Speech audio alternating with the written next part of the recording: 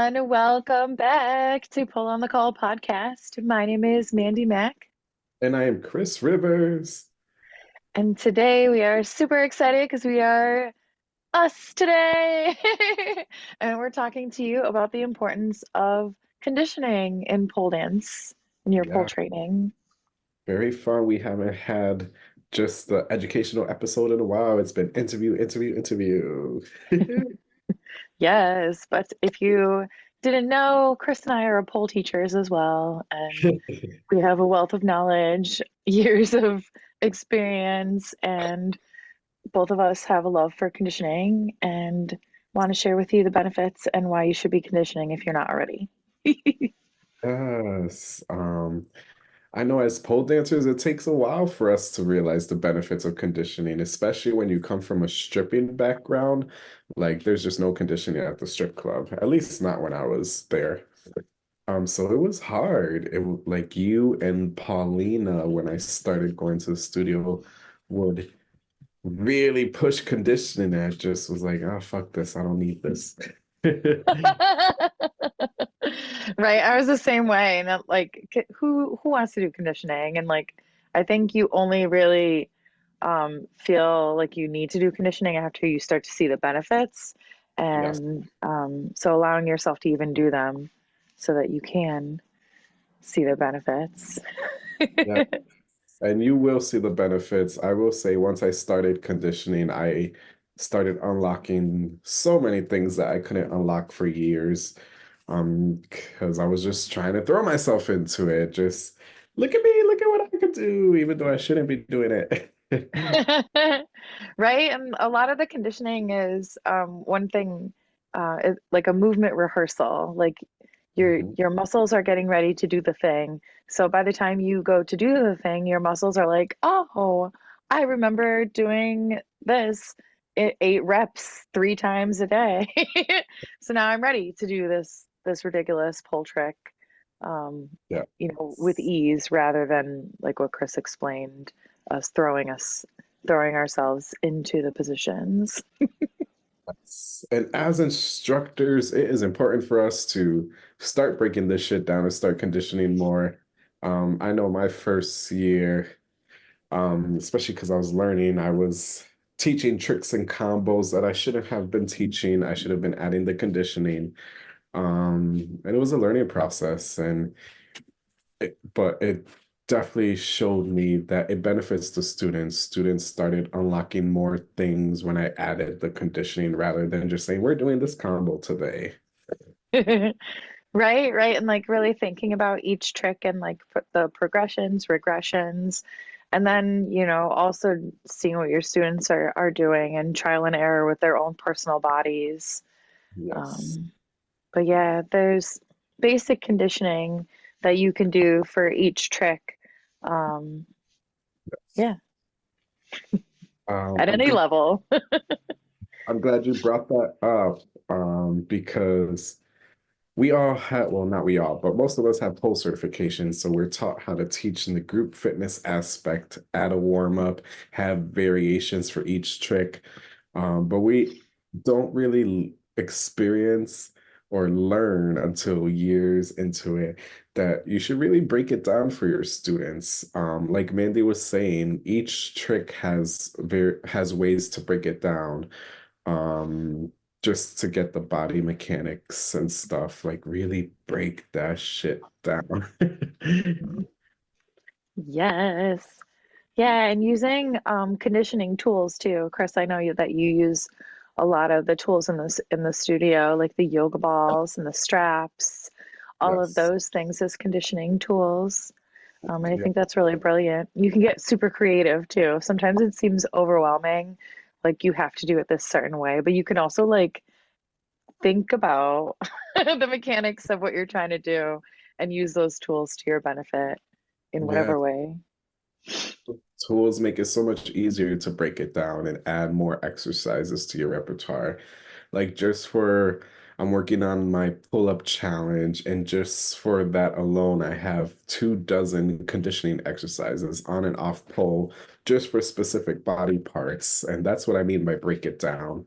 Like you don't have to have 2 dozen just for a pull-up, but for a climb, practice that forearm grip, the push and the arm pull, maybe do some crunches, or if you're like, oh, I can't do that yet, even just holding on to the pull and pulling down to retract that shoulder, pull it back, or push away. There's so many ways to break it down.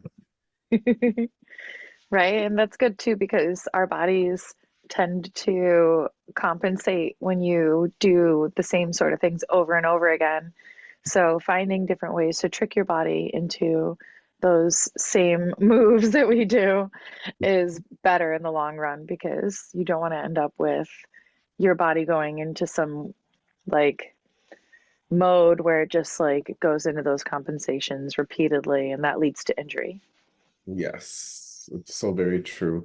And instructors and coaches, it's imperative that you start adding these.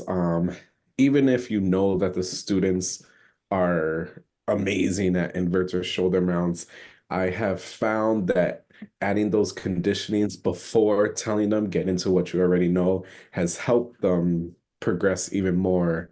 Now students are saying, wow, that invert shoulder mount felt easier just because I did it on the floor a couple times before actually going into it. Things like that. It will take time. Unfortunately, I know we love to teach long tricks and combos, but students really appreciate that conditioning. They keep coming back. Um, they're able to do it longer, which is the most important part. There's less injuries. Um, and that's just for strength. Flexibility is a whole different ballgame. Right? Yeah. Right. It definitely, there should always be some sort of conditioning aspect in any tricks class for sure. And, just like what Chris said, just getting them prepared for the movement that comes ahead is always good too, because then your body is like, oh, we already like figured out like what was going on in these two reps that I just did. And now we're going a step further into this trick and my body feels totally prepared. Um, or like you've been doing the conditioning for such quite a while and you were like this sucks, but then the teacher brings in that trick and the reason why you've been doing that conditioning and you're totally ready and it's like awesome and now you understand. And but that delayed gratification of what conditioning gives us is hard to wait for, but it's Yeah. there. And we're not saying it's easy. Conditioning sucks. It's a inconvenience. It's a pain in the ass. Like, why can't our body just do it? But we want to emphasize the importance of it, especially if you want to be a pole dancer for a long time.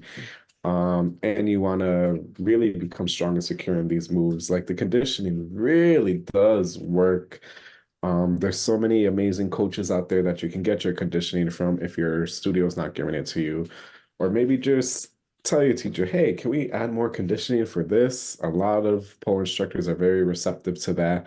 And if they're not, they should be because that's how we grow as instructors. Right? There's definitely a lot of conditioning that you can do at home without a pole too. So asking your teacher what those might be, depending on your own particular goals, Yeah. and then doing them, doing the things. Yes, I love it. And so we've given you a lot of benefits of conditioning and why you should do it, how to break it down and stuff. But there's another thing you should think about, I feel, when you're conditioning.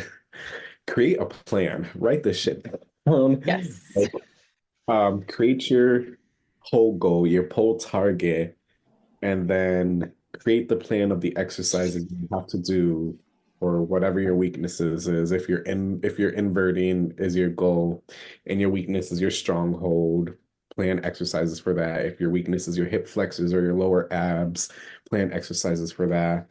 Really take that time, especially if you want to be a professional and really kill these moves. Do you Yes. do you have like a pole journal? I know I have multiple pole. Yeah.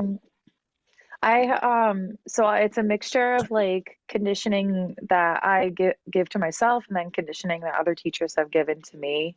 And I'll do like I'll come into the studio and be like, I'm conditioning, and it will be any number of things from that list. And I have found too, like, especially when things start to become easy, then it's time to up them.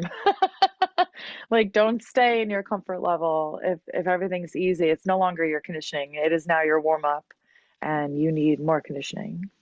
Yes, and it's a good way to track it too, because there's so much in pole, thousands, and hundreds of thousands of moves, conditioning exercises on and off pole. It's a good way to track it. And even if you're recording, it's a good way to say or to write down, check video on X and X date. So you have that note, because I know how many times I've gone through, I don't know where the fuck this video is. So I write down the date I did it, like here, so it's easier and stuff like that.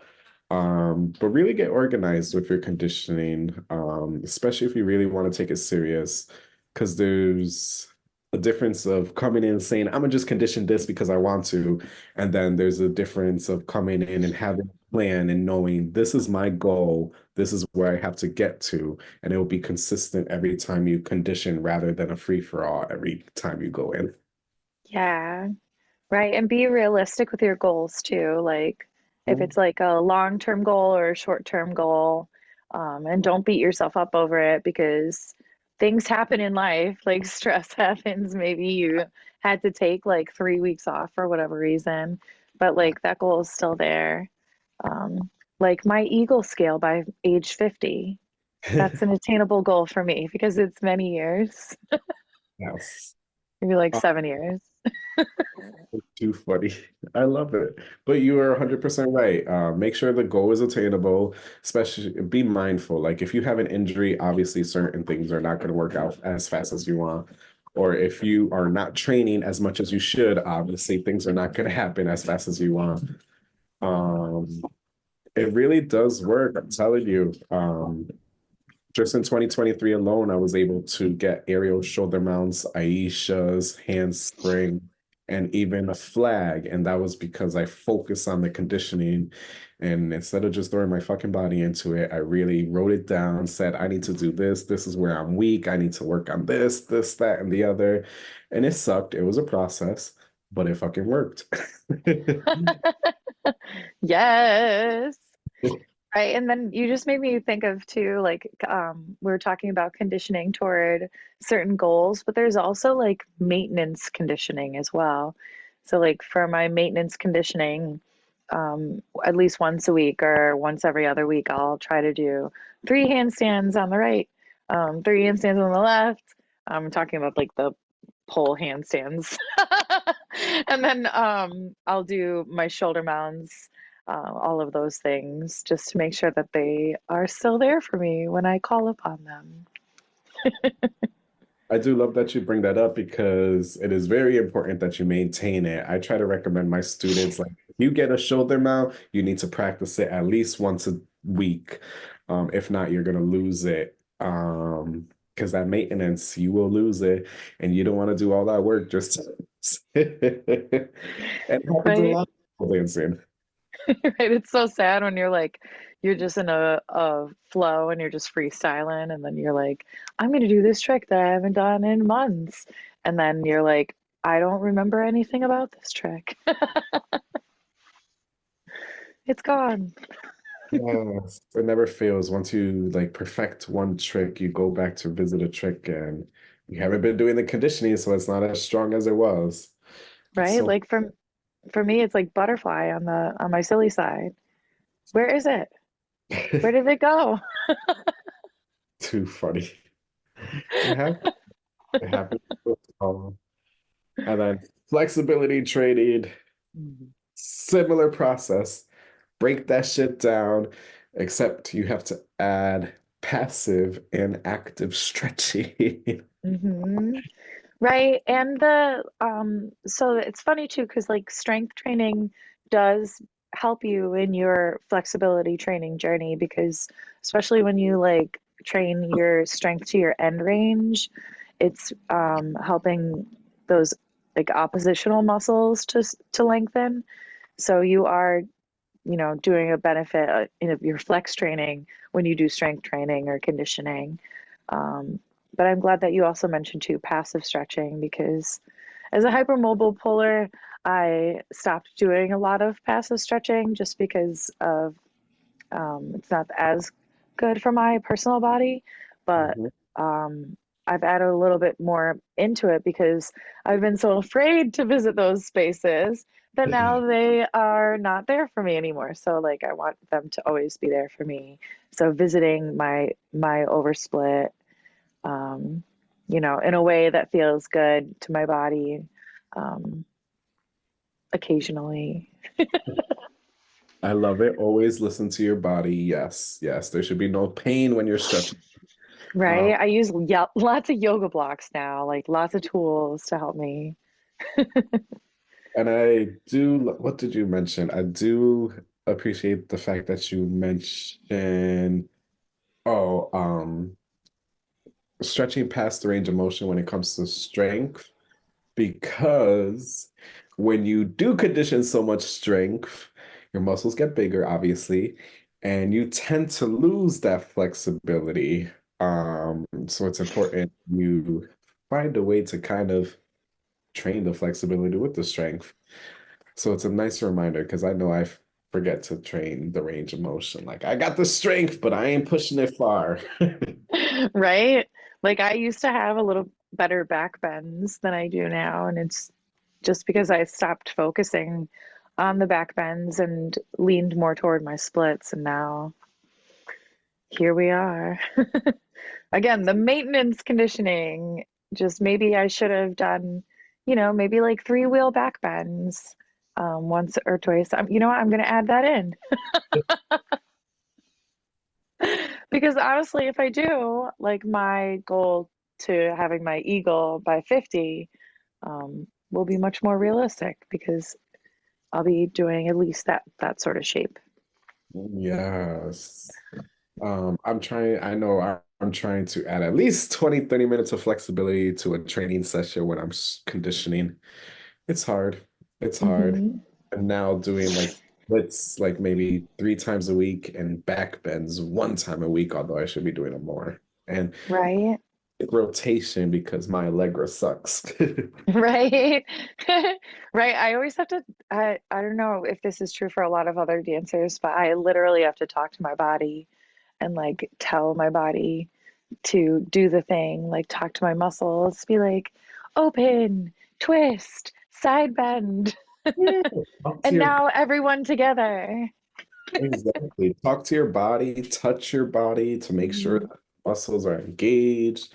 Get to know your body. Yeah, that's number one important. Yes. Oh my goodness, my allergies. No, mine too. Sniffles, all I hear is Right. It's been pretty bad for me all week, actually. same. Oh my, what else on conditioning? So much. I mean, there's so many ways to condition. There's so many amazing coaching, conditioning coaches and programs. As you know, we love Body by Fran, Britta, Jessica of Circus Mobility, Slink Through Strength, Rosie Boa. Oh God, there's so many. Right? Yes. Right. Especially like pay attention to your own personal learning style. Because if you're someone who can do the things on your own, make that plan for yourself and like do that plan. But if you know that you need someone to discipline to help you build the discipline, then get a coach and have them, you know, build a plan for you. And then they can evolve the plan too. Like I said, when you become like good at your conditioning, sometimes you don't even notice, and then your teacher will be like, "So that seemed really easy for you." You were able to Yes. breathe and smile and do it all with straight legs, pointed toes. So now let's move it up. Yes. And don't be afraid to ask your instructor, hey, can we condition this? They might not be able to do the trick, but they can find you some conditioning exercises. I mean, that's why you're there to learn. If they don't do it, maybe it's time to find another instructor. Let me stop. I mean, Right? do it. They should be able to point you in the right direction. Like it, I'd be damned if they like say, no, I can't fucking help you with that. You're on your own. Or no, you can't do it. That's the worst. Like, don't tell someone that. At least give them the exercises to start them off. Hmm. And if you're an instructor, you should be adding more conditioning. I know people are going to hate me for saying this, but we should no longer be trying to force them into long, impressive combos and tricks. It does not benefit them. Pole dancing has come a very long way where there's so much more knowledge on it. And you should be learning as an instructor. And adding this conditioning will keep your students returning and keep them polling for longer. Let me not say keep them returning because some people really hate conditioning, don't understand, and they won't come back. And that's okay because they're the ones who get hurt.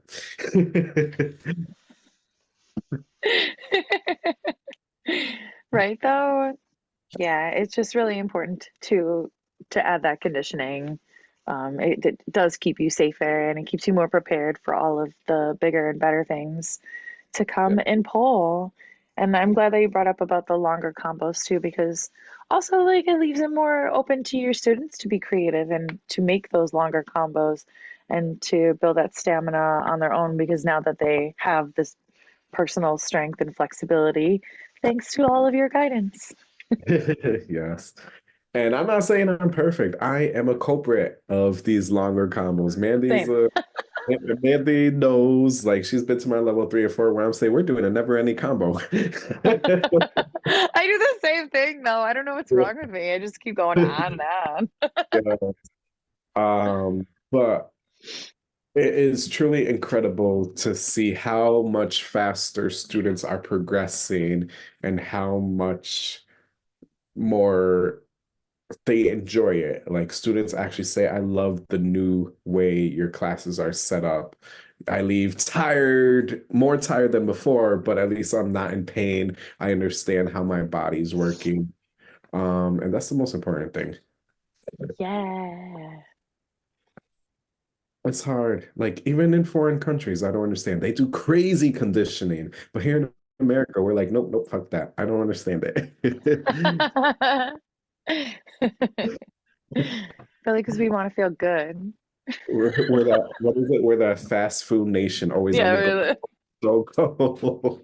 we just want to feel good We just want to with get the, no work. yeah, so don't forget, get the video for Instagram.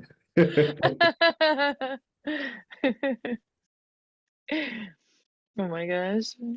But I think that's all of I mean as far as like how often you should condition is completely up to you. Um Start with once a week, then you should push up to 2, then 3. Never in consecutive order once you're starting off. Even right. And perfect. it was Sorry, go ahead. no, I was just gonna say and definitely like vary your workouts just to trick your body so yeah that your body is not like totally prepared for what's going to happen because Uh, then you get into those movement compensations. and change your warm-ups. Add that, Yes. add that rhythmic movement with the joints, raise the heart rate and the body temperature, and how do you say the mirroring of the body movement? Yeah. Right. And if you're by yourself, definitely do your own warm up where you listen to your own body Mhm. and like do the things that it wants to do. Yes, I started giving after my warm up, I always try to give them 1 or 2 minutes, just stretch your body, warm up however you need. And I Yeah. but they seem to enjoy it. Right. Yeah. Some are Right. like, I don't Sometimes. know what the fuck I'm doing. Right. They're like, what? I have this body, and now what are you asking? But then others appreciate it because they do need more of a warm up in certain areas, which is important. Right. Yeah. Yeah. It's always definitely better to be more in tune with your body and to allow for that space for it to happen as well. Mhm. Listen to your body. A lot of conditioning means a lot of protein needed. Drink water, stretch, And make sure you practice and condition the flexibility too, because I learned the hard way that as I got stronger and started killing the moves, I lost a lot of fucking flexibility. Yeah, right. Especially like in the chest area. I feel like for a lot of pole dancers, our chest becomes very, very tight, like our neck muscles. So finding that balance of like opening your chest and squeezing your back muscles, doing back bends, all of those things will help. They will. And break that shit down. Everything can be break it down. Break it down. Yes, right. You don't have to like we've all been there where we try the trick and we were like, wow, I'm very far away from getting this trick. That's I when you don't, know that there's progressions for your conditioning. yeah. And sometimes you don't know what those progressions are. I recommend break that shit down. Really Mhm. assess yourself, see where your weaknesses are, and how can you make them stronger. Yeah, right. And that'll get you more in tune with that trick too, because you'll know all the different ways. You'll have tried it from the floor. You'll have tried it, maybe with more points of contact, um, etc. Yes, resistance bands are my favorite because they're less weight, but still enough weight to train. It's yeah, interesting. Yeah, right. Oh my goodness, so much thrown at you. So condition, must do, write it down and track it, must do, Right. break that shit down. Um, yeah, I think there's slowly a shift in the pole industry now, but it cannot be emphasized enough. Condition, especially if you want to do it for longer. hmm Right. Even for the different styles of pole too, like especially like if you're gonna wear your heels, like you've got to condition your legs and your glute muscles and all of that to accommodate. I love heels conditioning. It's harder, but it's good. Right?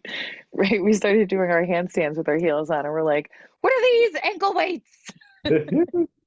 But it does carry over. So like when you do the conditioning without the heels, you're like, oh my God, this is cake. Yes, legs just float into the air. Oh, good times. I Yeah, know I a guess, lot of you. If you have any questions, let us know.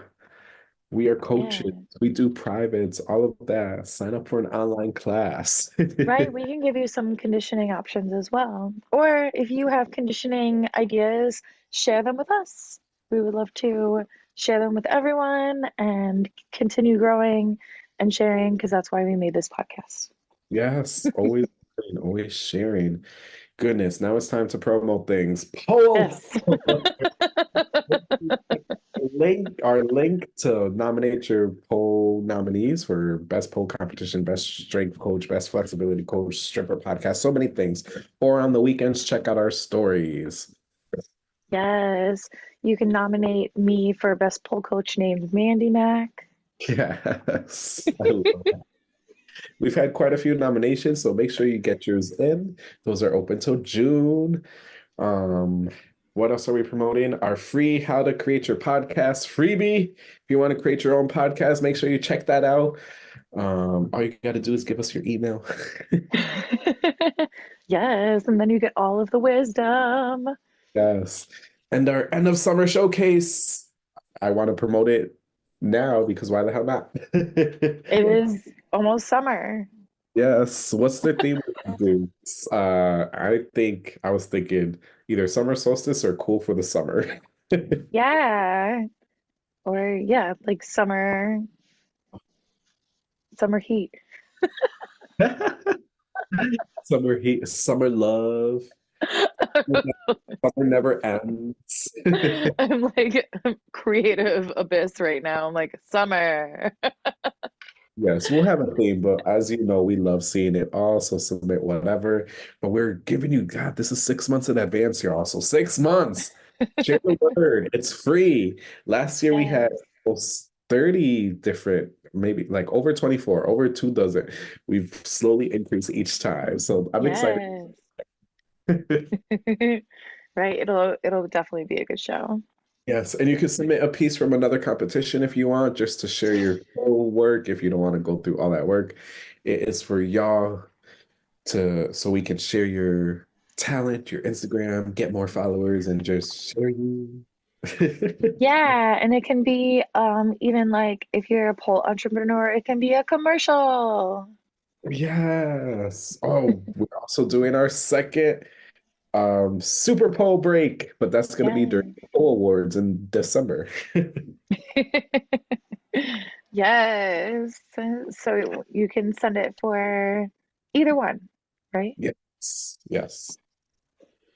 Like if you're Yeah, a pole studio and you want to like send in a compilation of how awesome your students are, that would be cool. it would.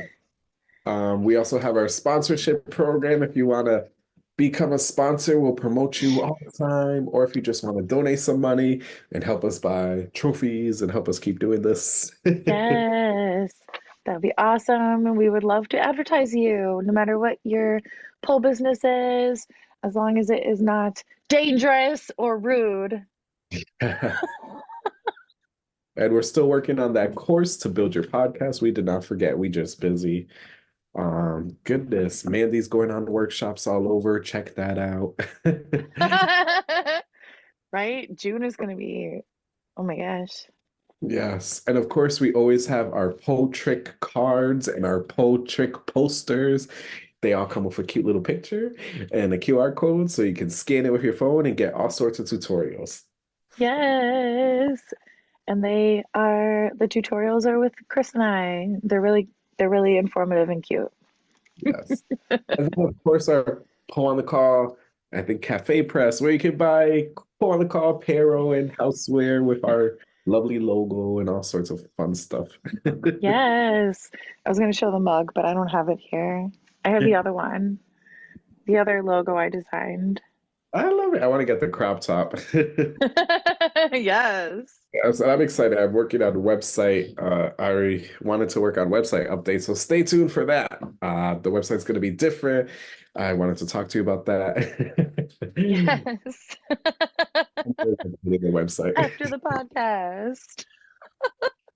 So much fun. Make sure you check out all our upcoming interviews. We have so many fun interviews scheduled coming up, so many good topics, a lot of important topics coming up too. And always thank you to everyone who wants to share their story and for everyone who's tunes in. We see y'all from New Zealand, from China, from Australia, from Canada, from America. We are so thankful. I check the analytics all the time because I'm a loser like that, I and I know, cannot I love it. I cannot thank you enough. Yes, thank you so much for all the listeners and watchers and for your support because that's why we do this. Yes. And we're going on episode 100, so stay tuned for that. It's like coming up any episode now. All right, 100 any episodes. episode. We It don't was know a yet. It could be no, this one. I did know, but we got so busy with the year. It's supposed to be like our 20th episode this season, like our 19th or 20th. Oh But we yeah. got so busy with interviews and stuff, I couldn't like keep track. Oh my gosh. Right though, definitely check out our past podcasts as well. We've interviewed so many beautiful pole dancers and learned about so many wonderful journeys, Yeah. and you should know about them too. And we can't wait to share more. And if you want to get interviewed, please let us know. I know there's a couple I need to reach out to from Pole Traincation with Body by Fran. I did not forget you. I did not. We are just swamped, and I thank you for your patience. Yes. I guess with that, we should do our closing. Yes, to that. Yes. Well, thank you so much for listening to or watching this episode of Pull on the Call podcast. Remember to condition yourself. My name is Mandy Mac. And I am Cris Rivers, rolling along.